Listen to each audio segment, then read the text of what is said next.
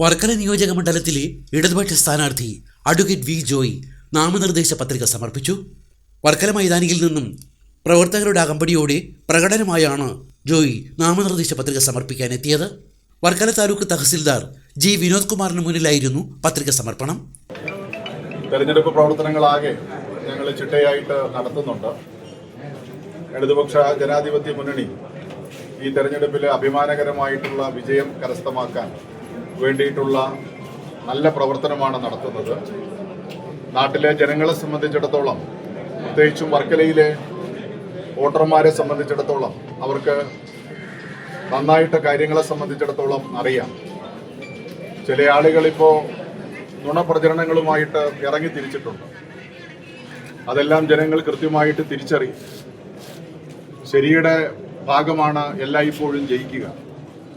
താൽക്കാലികമായി ചില പ്രചരണങ്ങൾക്ക് അല്പസമയത്തിൻ്റെ ആയുസ് ഉണ്ടാവും. പക്ഷേ ആത്യന്തികമായി ശരിയായ വസ്തുത ജനം മനസ്സിലാക്കുകയും ഈ തെരഞ്ഞെടുപ്പിൽ ഇടതുപക്ഷ മുന്നണിക്ക് അനുകൂലമായി വോട്ട് രേഖപ്പെടുത്തുകയും ചെയ്യുമെന്ന് തന്നെയാണ് ഞങ്ങൾ കരുതുന്നത്. ഇടത് നേതാക്കളായ BP Murali, advocate Sundaresan, advocate Jayakumar തുടങ്ങിയവരും ഇടത് സ്ഥാനാർത്ഥിക്കൊപ്പമുണ്ടായിരുന്നു.